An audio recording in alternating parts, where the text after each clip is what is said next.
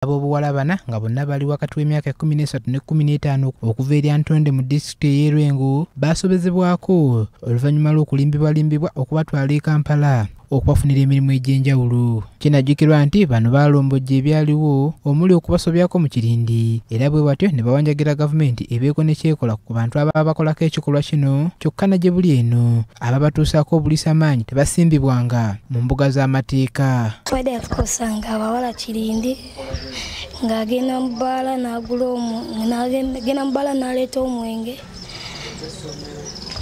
n'agutwa. Ani bwe yamala n'atuuza mu mmotoka n'agamba tugende e Kampala ne tutuula. Okusinzira bye twatuukako n'okusinzira embeera gye twajja tuyita, nsaba ab'obuyinza banoonyerezeko abaana abakola mu mabaala. Omu ku bazadde b'abaana bano gwe twogeddeko naye agamba nti muzzukulu we ye yali buli kimu ng'era amusuubiramu bingi mu bukadde bwe kyokka nga kati essuubi lyonna bassedduvutto bano baalimalawo. Essuubi lyonna baakola baalyonoona. Omwana oyo nali mwagala nnyo kubanga omwana oyo nze namukuza. Ono era ayagala gavumenti ebakwasizeko okulaba ng'erwanagana n'omuze guno ogukyase mu bitundu byabwe naddala ng'ekangavvula abo abagwenyigiramu. Tusaba gavumenti etukwatireko etuyambire ku baana baffe. Abantu abo babakukusa nga babatwala okubakozesa oba kubakozesa oba kubatunda gye baali babatwala simanyi. Ab'enganda z'abaana bano abalala nakati tebamanyi oba abaana baabwe ebiseera byabwe eby'omu maaso binaabeera bitangaavu kuba bawakulayo ebirwadde eby'enjawulo.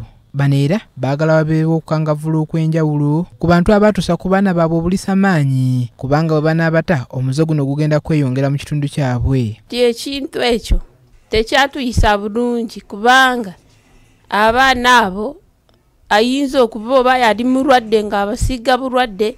Embeera eno ewaliriza abakulembeze okuli mmeeya w'ekyazanga Maada Nanyanzi okusitukiramu naweera nga bagenda okumyumyula amateeka ku loogi, betingi n'amabaala naddala abasuza n'abakozesa abaana abatanneetuuka. Kale abantu abo twabateekako n'etteeka nti bwe bakozesa omwana era n'asangibwa n'omwana atanaba kuweza myaka 18 avunaanibwa butereevu. Omubaka wa Paalamenti atwala ekitundu ky'e Bukoto Midwest mu disitulikiti y'Erwengo Isaac Sejjoba awanjagidde poliisi naddala nga yeeyambisa ekitongole kyayo ekikessi okulondoola abantu bano era bavunaanibwe n'oluvannyuma bakangavvulwe. Njagala okusaba poliisi ya Uganda n'okusingira ddala ey'Erwengo ng'eddoboozi ndiweerereza ddala DPC wa Lwengo, DISO owa Lwengo, RDC wa Lwengo n'ekitongole ekikessi ekya poliisi kye bayita side batuyambe nga tusobodde okufuna abantu abavaayo ne baleeta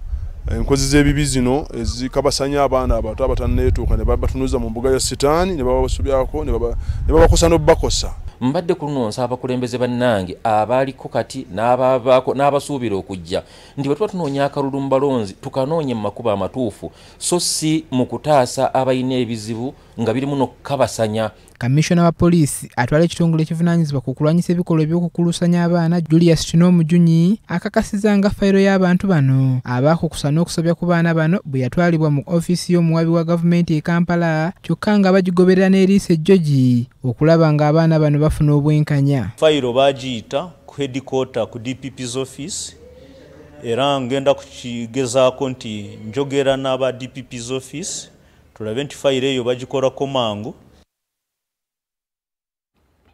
Ebyo nga tubitadde mu gwokubiri gw'omwaka oguwedde waliwo omukyala gwe twakulaga ng'alina ebbeere eryenkana ekidomola kyokka oluvannyuma